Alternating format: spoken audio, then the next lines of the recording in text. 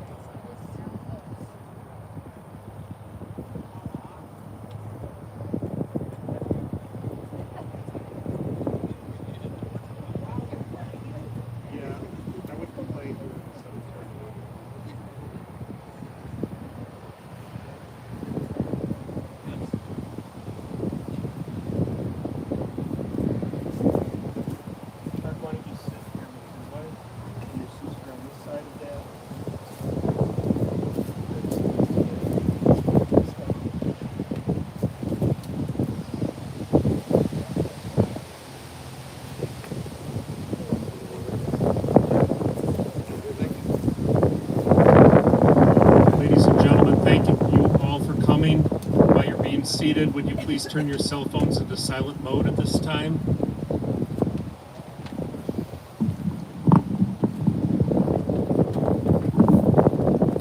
The funeral service is going to be conducted by Rabbi Mary Schechter.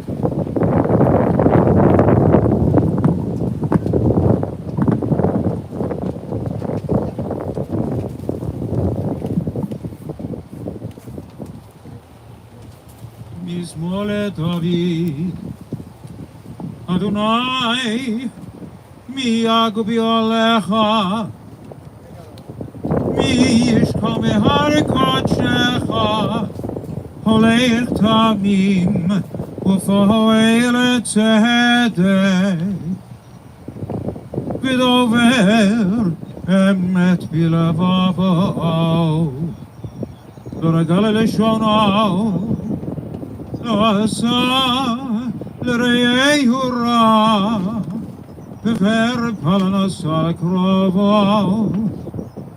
Nivse ben magnimas Vietirei Adonai echabed Nishpal hara v'lo yamir Kaspo lo natan ben neshech v'sholchad Anakilo lakach Aseyeile lo yimad li'olam God, who may abide in your house, who may dwell in your holy mountain, those who are upright, who do justly, who speak the truth within their hearts, who do not slander others or wrong them or bring shame upon them, who give their word and come what may, do not attract, who do not exploit others, who never take bribes. Those who live in this way shall never be shaken. Dear friends, we are here for a sad and difficult occasion to say goodbye, which is one of the most difficult things we can ever do, but also to pay tribute, to honor the memory, and even if possible, and it is possible, to celebrate the life of Sarel Ament, the daughter of Louis and Miriam. You said her father's name was Lev, you think? Sorobat Lev, who's gone to her eternal rest and leaves behind a family and friends who really loved her very, very dearly. First, I should mention Alfred, Freddie, her husband, her life's partner. We have the children here, Mark and his Kathleen and Adrian. And there are grandchildren, Jason and his Catherine, and Nicholas and his Caitlin. Great-grandchildren, Jackson and Henry. And her brother Herbert and his Anne, and the late Helen and her late husband Leo. And we have the nephews, nieces, Llewellyn and Matthew, Matt and his Susan, Toby and her Rahul, and Debbie and the late Laurie. And we're going to begin by hearing from the family, so I'm going to call upon Matt to speak to us about Sarel.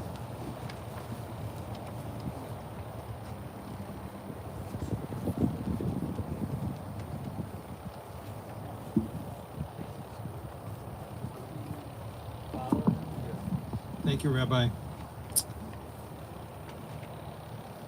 We're all very sad today.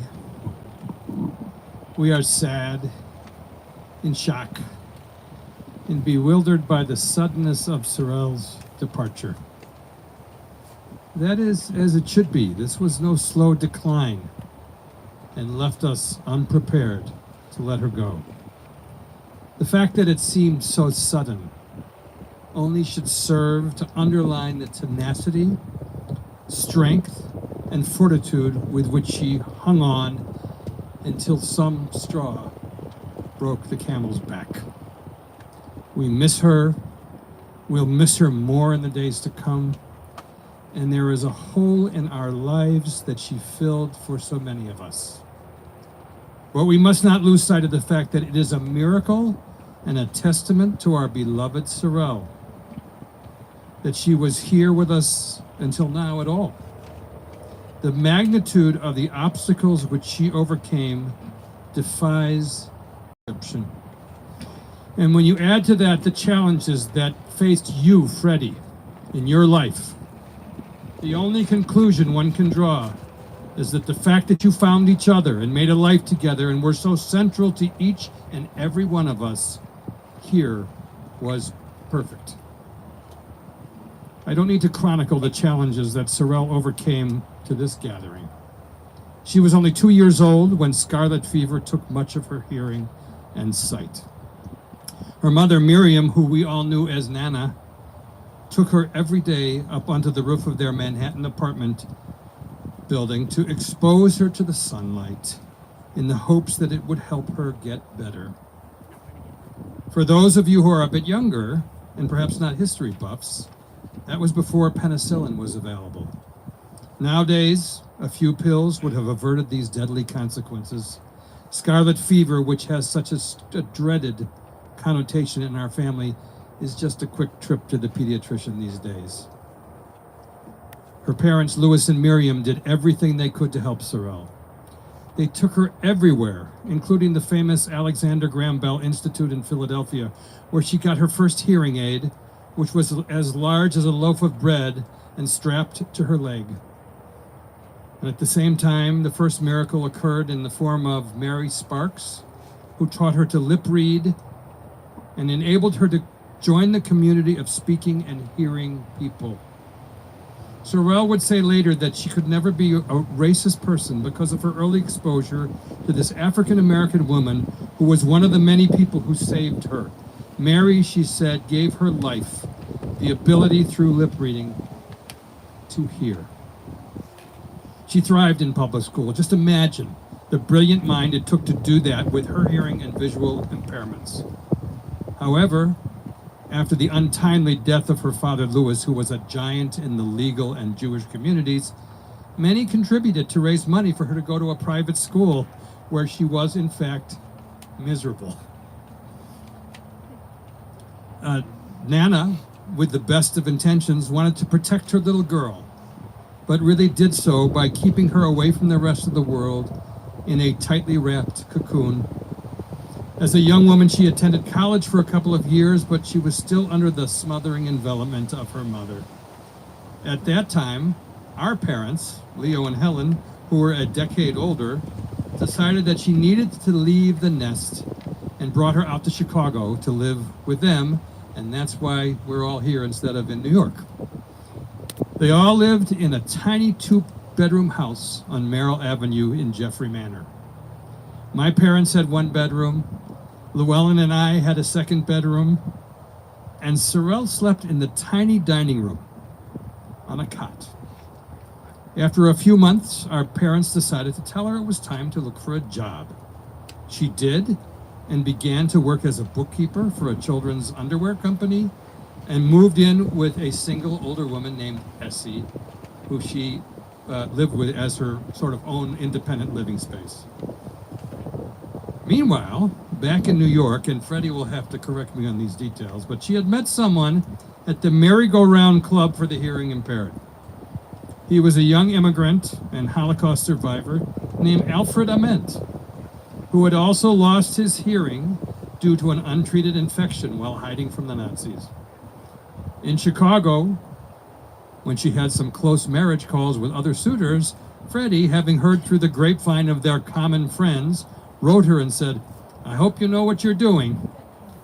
And she said at that moment, she knew that he was the one. They were married. I was the ring boy. Llewellyn was the flower girl. And after a time, in a small apartment, they moved down the street to a small house on the same street as my parents on Merrill Avenue in Jeffrey Manor, with a tiny kitchen and a coal-fired furnace. And we became one big extended family, with our parents acting almost as surrogate parents for Sarel and Freddie. And then, immediately, they began to give back. When Toby was born, we awoke to find Sarel in our mother's bed, as Helen had gone to the hospital in the middle of the night to give birth. Llewellyn will tell you a little bit more about the details of that episode. Then along came Mark and Adrian. Our mom was going to graduate school and teaching. We had to come home for lunch from school in those days. And our home was Sarel's kitchen, where we were fed and cared for not just during lunch, but after school. And she filled for me some of the unfulfilled parts of my education, like what was As the World Turns and The Edge of Night. Oh, my children. Sarel's kitchen was where we were fed and cared for. Others will tell you more about these moments where she was our second mother. And all through our lives, especially when our parents were no longer with us, Sarel was always present, engaged, involved, accessible, insightful, and reading voraciously, by the way, even until a few days before she left us. That's the true definition of a lifelong learner, for sure. She came out of her mother's cocoon and went on to live an extraordinary life and provided for us a special spirit, a spark that complemented the sometimes more distant academic bent of our own mother and father. Freddie, the universe, the cosmos, the higher powers, whatever you want to call them, were very unkind to you during your childhood and the unfathomable tragedy of your life until you came to America. But the universe has a way of giving back, of balancing the ledger, of evening the score. You and Sarel made a life, a home together. You gave of yourselves unflinchingly and without judgment. Sarel was always there to lend an ear. You were there to fix everything for everyone. And to see your smile as you regaled us with stories from our youth, not yours, as you taught me to drive when I was 2, took me out in your new convertible in the middle of the winter, and we got the top stuck down in the middle of the winter. It fills our hearts with joy now, as it has for our whole lives. But the legacy of Sarel is her role as a mother, grandmother, great-grandmother, aunt, and confidant. The joy and love that each of you gave her, Mark and Kathy, Adrian, Jason and Kathy, Nick and Caitlin, Jackson and Henry, and the joy and love that she gave back to you is the part that goes on and on. That is the universe paying us back for the challenges, the suffering, and the hardships.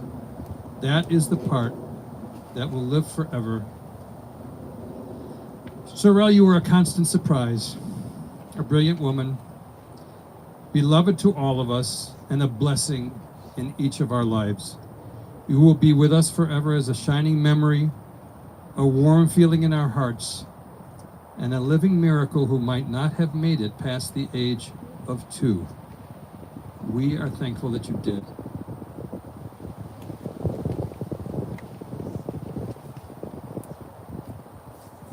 Thank you.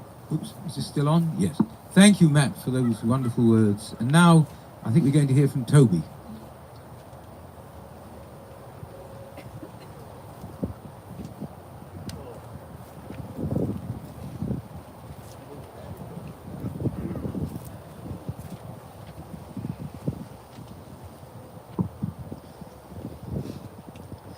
In India, where I live, there's a special term for mom's sister. She's called Masi, the extension of mom. Sarel was my Masi, the one who, together with Helen, made my complete mom. This week I lost the rest of my mom, and I cannot comprehend the enormity of it. She has been the constant, loving presence, the one who always listened carefully to what was in my heart, the one I shared secrets with, and the one who always had time to listen and to absorb every detail. We know that any one person's life is but a tiny flash in the overall scheme.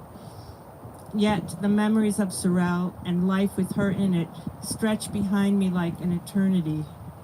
An eternity because she has always been there, and life without her does not seem possible. And yet, this is what must be for me and for all of us. There's no single memory that stands out above all others. It is the whole person, the way she listened, the way she looked, the way her lower jaw protruded comfortably when she was resting her face, just like Helen, the way she sneezed, the way she laughed, the way she expressed incredulity about our bewildering world with its maniacal presidents, pandemics, and erupting world orders, and the way she cried out with great joy when she was happy about something or someone she loved, especially Henry and Jackson. I cannot ever remember being angry at Sarel. She was the one I ran to when I was frustrated with Helen. And she indulged me, she spoiled me. She provided the Lay's potato chips and Hostess Twinkies of my childhood, the ones that would never be allowed in my house. Those and so much more. She was comforter in chief of my adolescence, my young adulthood, my older adulthood, and most recently my budding seniorhood. I used to talk to her every couple weeks up until just a week or two ago. She was not supposed to leave. She was fully engaged in every detail of every day. She was full of life. And yet, as my cousin Adrian said to me a few days ago, she had her own plan. And we have to trust that she knew something we didn't. Most preciously, Sarel gave her love unconditionally and without judgment to all of us. And this is how we will continue to remember her, to love her, to cherish her, and to feel her watching over us from wherever she is now.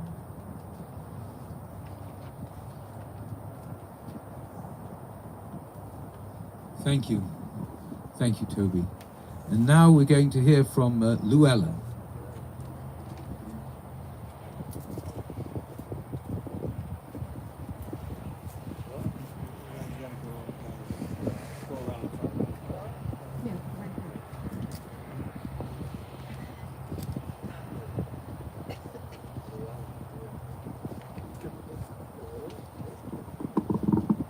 Hope this is at the right level. Yeah. That's it. Thank you. I tried to change all the pronouns to our, speaking about my brother, sister, and me, but they weren't here yet, so at this part. I cannot believe my Aunt Sarel is gone. She was simply a fact of life throughout my life. I don't really remember my life before she was present, since she came to live with us when I was 3 or 4 years old. It's not as if I didn't know that at 91 she wasn't going to live forever, but unlike our mother and father who died gradually, painfully so for our mom, Sarel was vibrant, vital, engaged, active person only 2 weeks ago. She and I had one of our typical FaceTime calls, which I just checked my iPhone on in the last 7 minutes, not even 2 weeks ago. But looking back now, whatever process would take her from us was already underway. Sarel was so central to our lives, and now in less than a few weeks she's gone. How can that be? So it will take me a long time to overcome the shock of her no longer being a regular presence in my day-to-day life, probably 3 times a week, in spite of the fact I live in Evanston and she lived in New Lenox. My attachment to Sarel was different from most aunt-niece attachments. She was somewhere between my much older big sister and a much younger mom. She moved in with our family when I was 4 and she was 22, and lived with us in our little house for maybe 6 months. I remember she used to let me brush her hair. I loved brushing Sarel's thick brown hair. Since it was a small 2-bedroom house, Sarel slept on a cot in the tiny dining room. I remember one time my parents had some company on a weekend afternoon. Since Sarel's cot was in the dining room, if she wanted to relax in private, she had to seek refuge elsewhere. At age 4, I was probably bored with the company and went upstairs to my parents' bedroom. I remember their pushed-together twin beds, each with its own forest green quilted coverlet, and the bed skirts made of an equally heavy fabric of dark, earthy colors of what looked almost like medieval characters. On top of the bed covers lay Sarel under an afghan, probably napping. But I was only 4 years old, so I didn't think about not disturbing her. I went right over and tapped her on the shoulder. She awoke angrily and lashed out at me with her hand as if to strike me, but she didn't. But I knew how angry she was. That was my big sister. Not much later, she and Uncle Freddie were married. At 5 years old, I was the flower girl. It was the most thrilling moment of my young childhood. To this day, I remember it. The wedding was at the very elegant Windermere Hotel in Chicago's Hyde Park. I was to be the flower girl, and my little brother Matt, not quite 3 years old, the ring boy. I remember the wedding as I, a bit nervously, walked down the aisle, dropping flower petals. I remember the dresses most vividly. My mother was the matron of honor in a pale pink dress of peu de soie, cut in a form-fitting bodice with long fitted sleeves and a wide skirt. My dress was 2 layers. The first layer was actually a petticoat of blue satin, and on top was a blue taffeta dress with little baby blue satin flowers embroidered on a field of a deep indigo blue taffeta with netting around the puffed sleeves. See, I remember every detail of it, like it was yesterday. Nothing could have been more dramatic and exciting to me that day. Maddie, as he was called, was wearing a little baby blue cotton suit short pants, and this was in November. And the bride was wearing a long sleeve dress, the fabric a brocade of sort, which looked like champagne embroidery on a champagne background. Sarel was gorgeous, and Uncle Freddie was handsome. They were both radiant. There was a swath of the fabric from Sarel's wedding dress left over, probably 2 feet by 3 feet. I don't know if little girls still play dress-up clothes, but we did. And when I played dress-up clothes with my friends in our basement, that was the most coveted item in the dress-up clothes box. The Jewish marriage ceremony is performed under the chuppah, the canopy beneath which Jewish couples are married.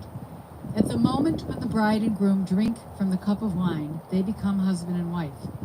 At this point, Sarel began choking on the wine.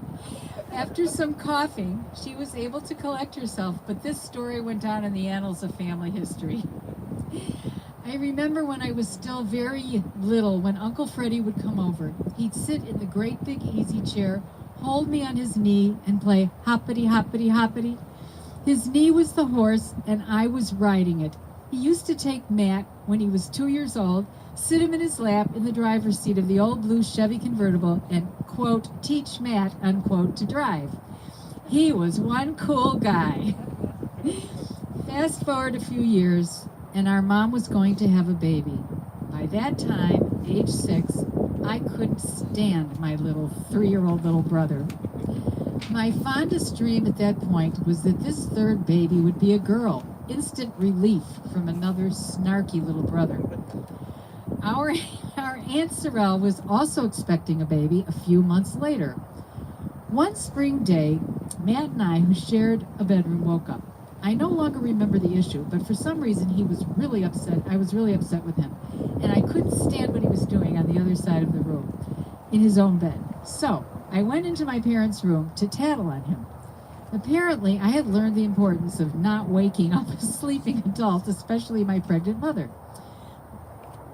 By that time, Freddie and Sarel lived half a block south of us, also on Merrill in the Manor. I had the solution. Instead of bothering my mother, I would go tattle to my Aunt Sarel across 2 side streets and down the block. I got to their house, rang the doorbell, knocked on the door, and there was no answer. I couldn't imagine where Aunt Sarel could be at this hour of the morning. Disappointed, I trudged back to our house, walked in the front door, which was unlocked, and there, leaning over the staircase banister with astonishment on their faces, were Matt and Sarel. Matt must have told Sarel I had left, and she must have been pretty worried. I was really shocked to see Sarel in her nightgown with Matt in his PJs leaning over the banister as I walked in the door. Apparently, my mother had gone into labor. Sarel had come over in the middle of the night, and soon the new baby would be born. Oh my God, I was so excited. Lesson learned, it's easy to mistake your pregnant aunt sleeping in your mom's bed for your mom. I was heading out to play with my friends, and Sarel, quite pregnant then, was sitting on the arm of the couch. This is in the evening, right at the front door. The only phone in the house, on a little telephone table right there, rang. I swooped in and grabbed the receiver. It was my father telling me I had a baby sister. This was the news I was waiting for. Thank God, not another snarky little brother. I was so excited, I dropped the phone literally on the floor, didn't even look at Sarel, and ran screaming out the door to tell my friends. And Matt was already playing with the kids, and he heard the story as soon as I got to them.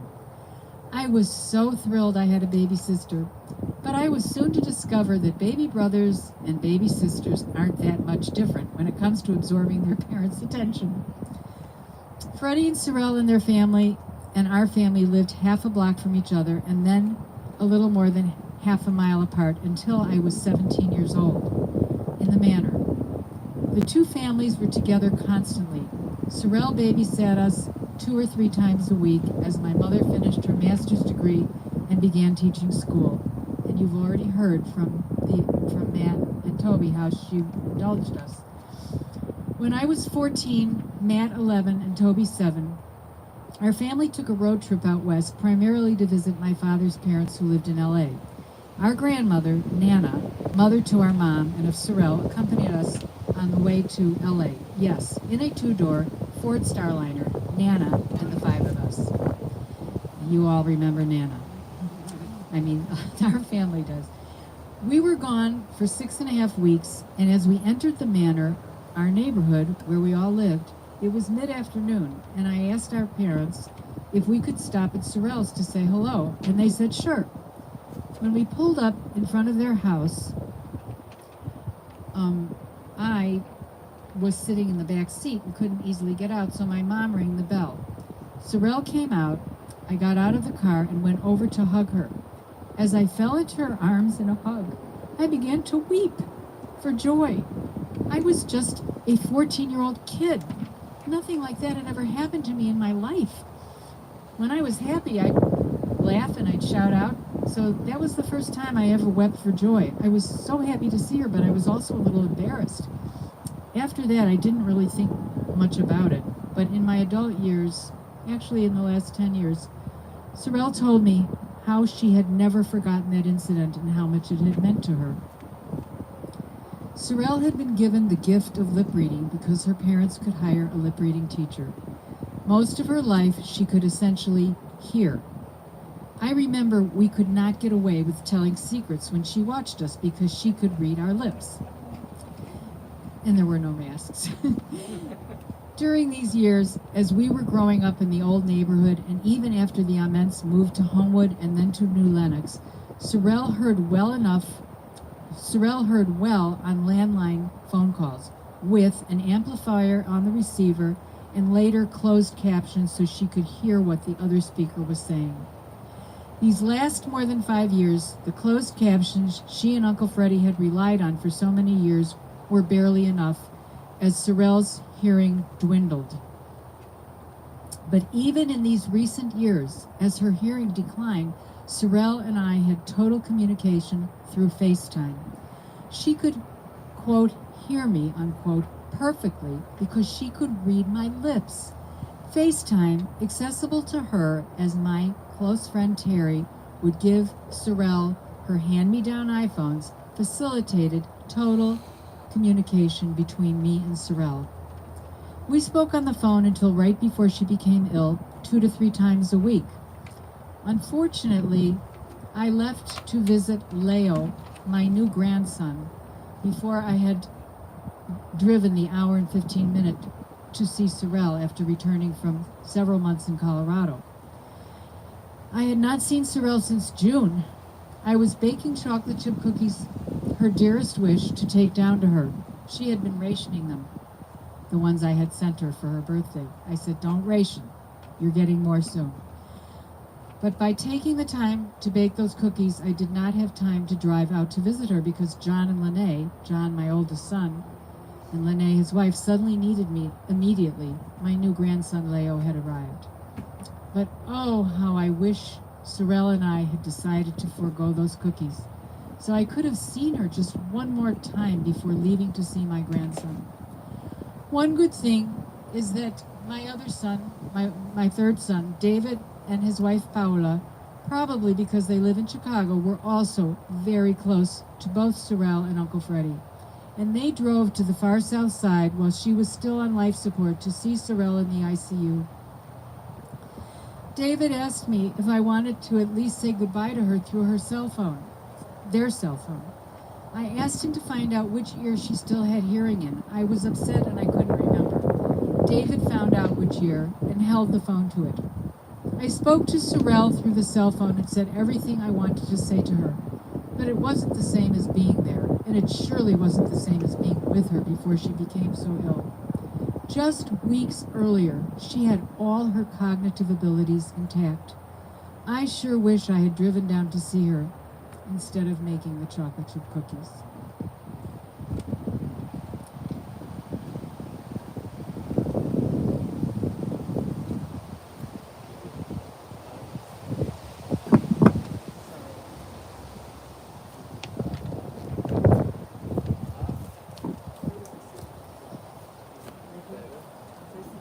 Thank you.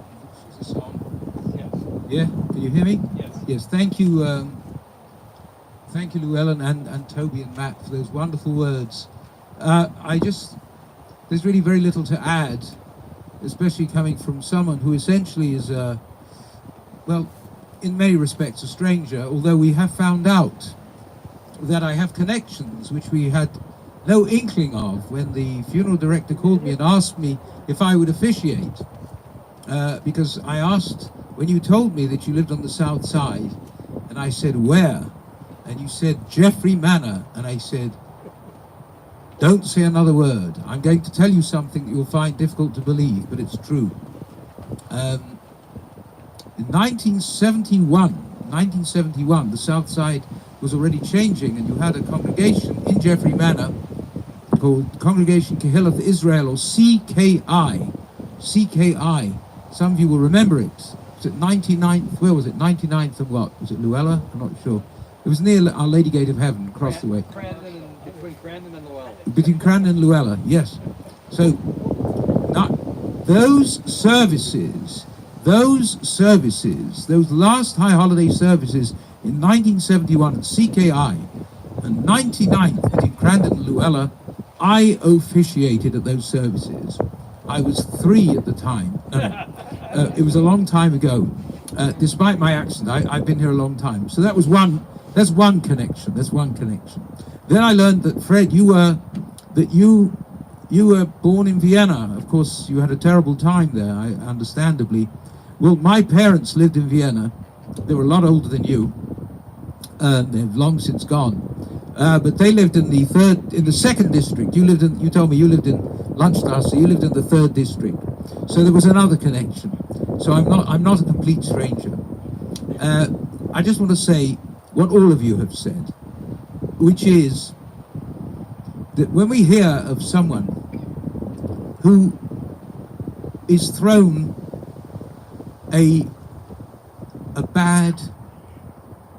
some bad situation by fate, by health, by medicine, whatever it is quite possible, and in many cases it does happen, that such a person will go through life knowing that they have a disability and angry or bitter about it, and totally understandably.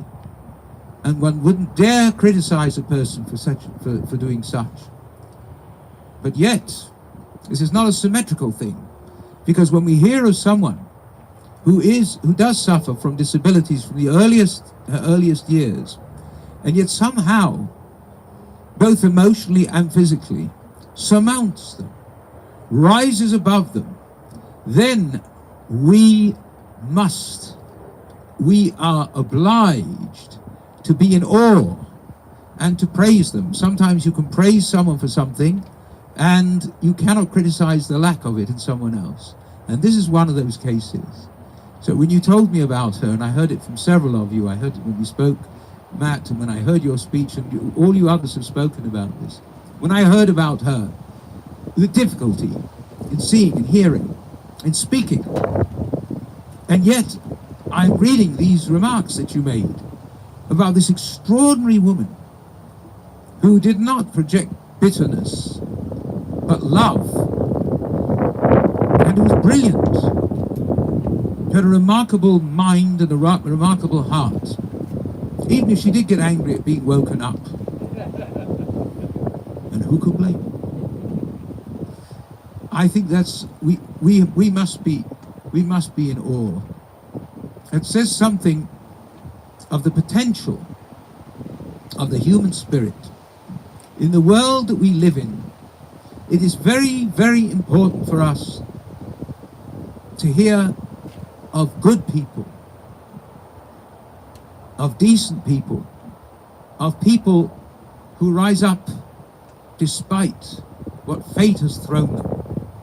The world is unpleasant and uncomfortable enough so that we can be ground down by what we read about and see and hear and see on the internet and read in the newspapers. One can despair of humanity, and it's our duty, and it's a wonderful duty, to hear of people like Sarel that can lift our spirits. Just hearing about her, lifting our spirits and giving us hope for humanity and for our world. So when we say of her, which is nothing but the literal truth, that the world would be a better place if there were more people like Sarel, we know that there is no greater praise possible than to say that of a person. So it is my and our honor and pleasure and duty to say that of her. And I also say of her, Tehei nishmata tzurura b'tzro hachayim, which means may her soul be bound up in the bond of everlasting life. You know the word chayim, life, l'chaim, to life. And to her I say, Sarel, Sarah Batlev, Miriam, Lechi b'shalom, gay in Frieden, go in peace. May your repose be in paradise, however you like to understand that. You will never be forgotten. You will always be remembered by the many who loved you and who were loved by you. We're going to read now the 23rd Psalm, which you have here, these little booklets. If you open them, it's on the left-hand side at the top. Please read with me together. The Lord is my shepherd, I shall not want. He maketh me to lie down in green pastures. He leadeth me beside the still waters. He restoreth my soul. He guideth me in straight paths for his name's sake. Yea, though I walk through the valley of the shadow of death, I will fear no evil, for thou art with me. Thy rod and thy staff, they comfort me. Thou preparest a table before me in the presence of mine enemies. Thou hast anointed my head with oil. My cup runneth over. Surely goodness and mercy shall follow me all the days of my life, and I shall dwell in the house of the Lord forever. If you can, could you please stand? And if it's difficult for you to stand, please remain seated. And I'm going to come and cut the ribbons, for those of you who are wearing the ribbons, and we'll say a bracha, we'll say a blessing.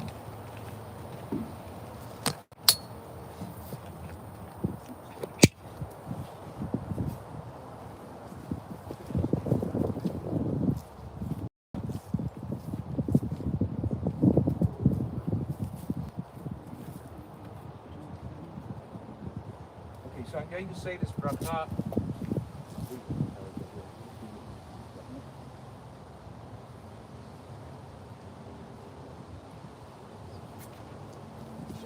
So I'm going to say the bracha with you. If the others wish to join, you may do so. If not, you can just listen. So begin with every bracha does. Right. So let's begin. Baruch Elohim Dayan Ament. Blessed be the true judge is what that means. And that's what we say in supper. Please, if you can, remain standing. And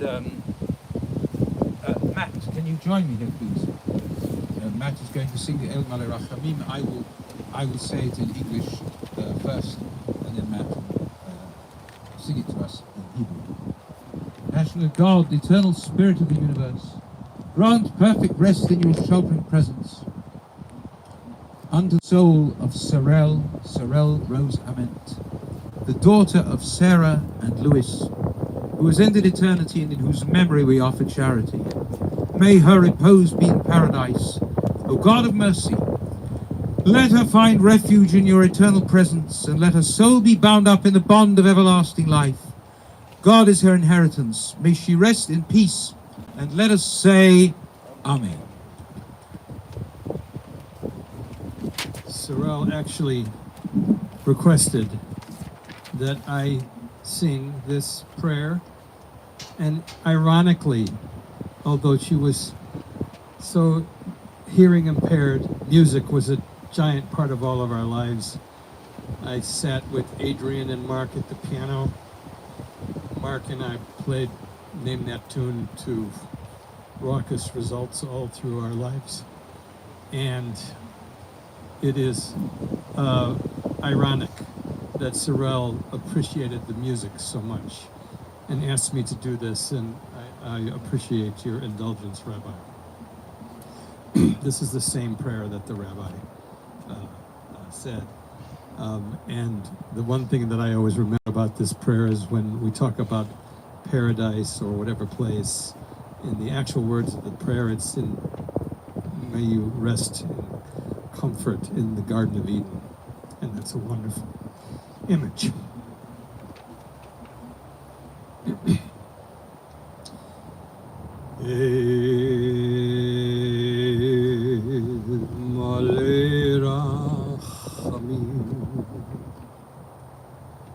שוכן במרומים המצא מנוחה נכונה על כנפי השכינה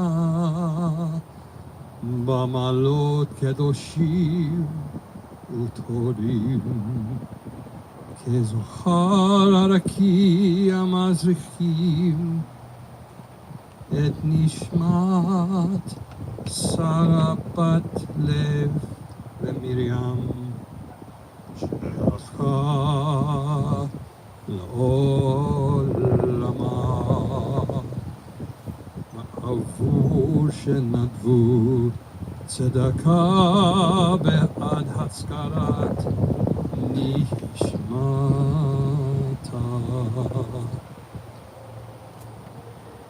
בגן עדן, בגן עדן תהיה מנוחתה.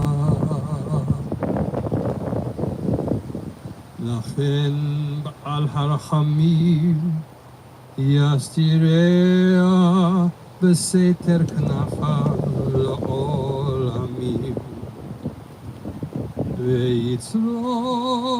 ויצרור החיים את נשמתה. אדוני הוא נחלתה, ותנוח בשלום על משכבה, ונאמר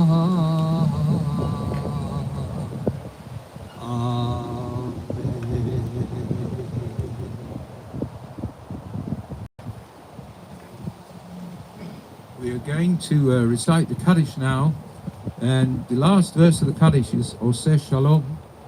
You have the Kaddish here on the back page, Hebrew letters at the top, English letters in the middle, and Matt will lead us in the last verse, which is Oseh Shalom. But I'm going to begin. Please say with me as much as you can. If you don't join, you can respond. One of the responses is very, very simple. When I say, or when we say V'imru, you say Amen. Actually, V'imru is the Hebrew form, and say. So we'll say V'imru, you say Amen. This happens several times. V'imru, Amen. So let's begin. Yitgadal v'yitkadash shmei Rabbah. V'yalma divrach yirutei. V'yamlich malchutei. V'chayechon v'yomechon. V'chayei dechol beit Yisrael. V'gala uvizman kariv v'imru. Everyone. Amen. Yehei shmei Rabbah. Mevarach li'alam olalmei amaya. Yitbarach v'yishtabach v'yitpa'ar v'yitromam v'yitnasei v'yitadar v'yit'aleh v'yithalal shemei dekutsha brichu le'ilah min kol birchata v'shirata tushbechata v'nechemata damiran bi'alma v'imru. Everyone, Amen. Yehei shlama rabba min shemaya v'chayim aleinu v'al kol Yisrael v'imru. Amen. And now, Oseh Shalom. הוא יעשה שלום עלינו ועל כל ישראל ואמרו Amen. And that is the verse from which the rather famous song is drawn that we'll sing together now. הוא יעשה שלום במרומיו, הוא יעשה שלום עלינו ועל כל ישראל ואמרו אמרו אמן.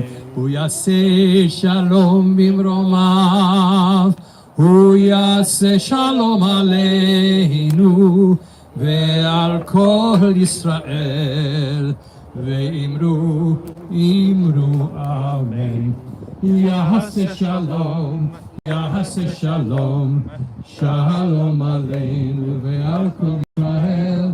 יעשה שלום, יעשה שלום, שלום עלינו ועל כל ישראל.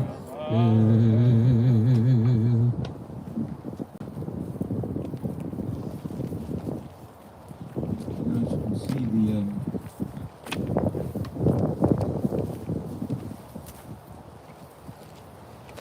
I'm going to bring this earth, which I'll tell you about in a minute.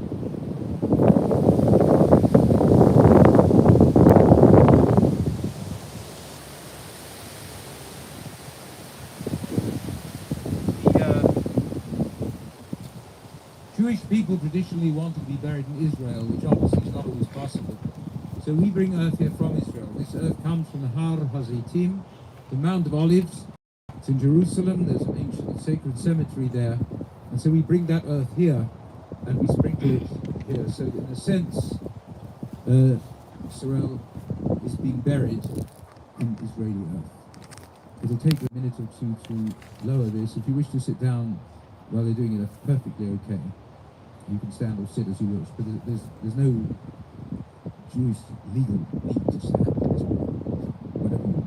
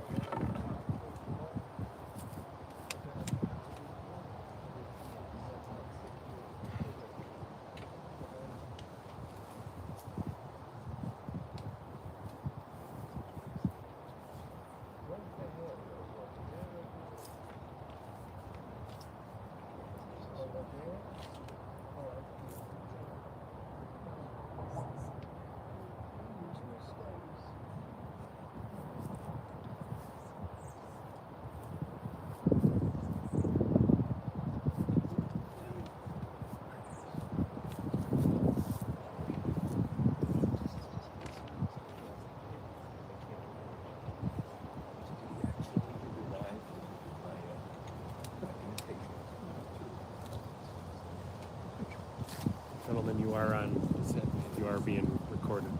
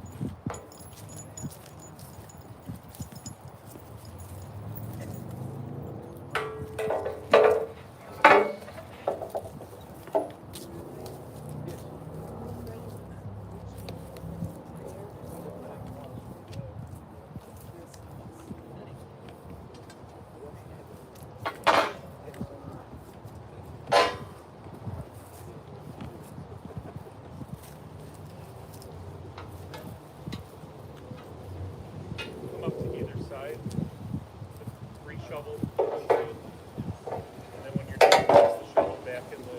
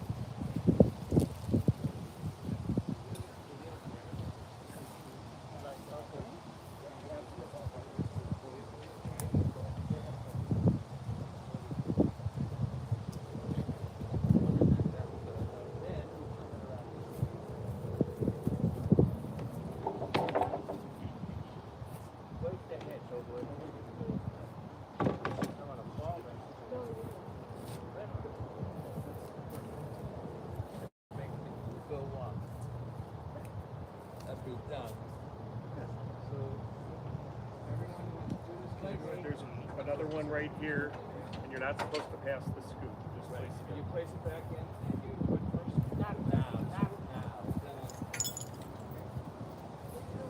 Wait, hey.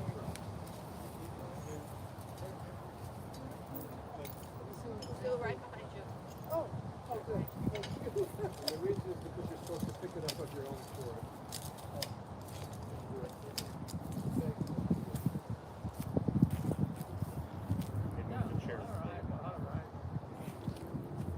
I'll be back tonight. I'm gonna take a run.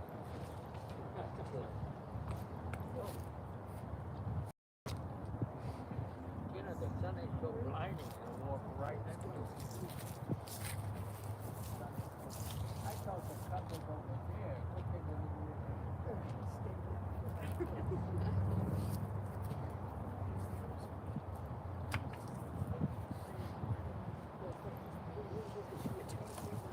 Wait a minute, wait a minute. Go ahead.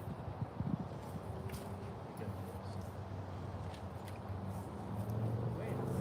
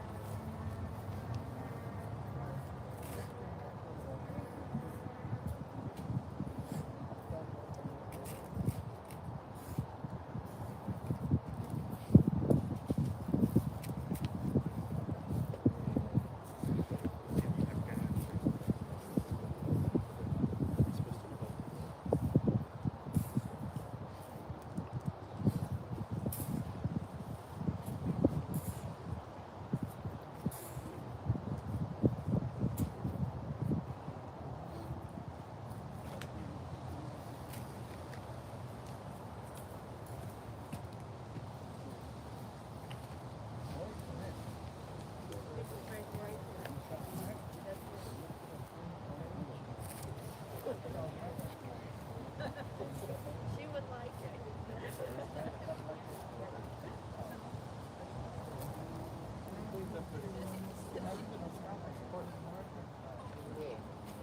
These two, my teacher, my friend.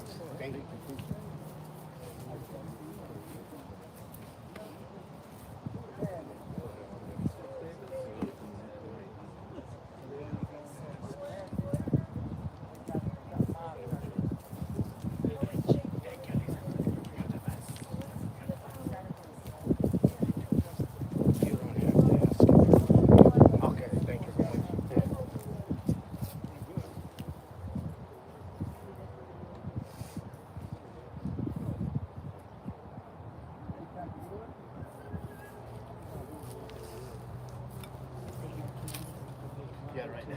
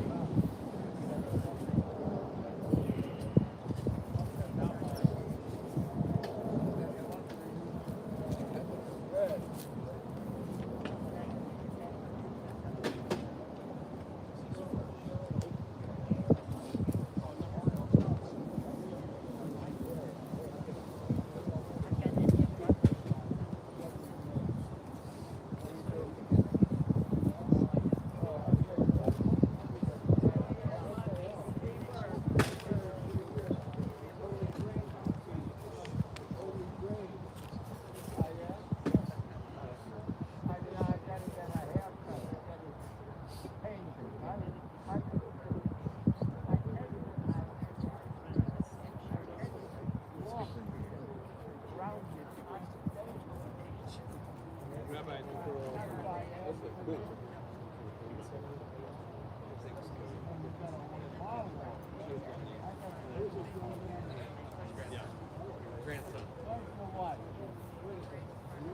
I'm Jason.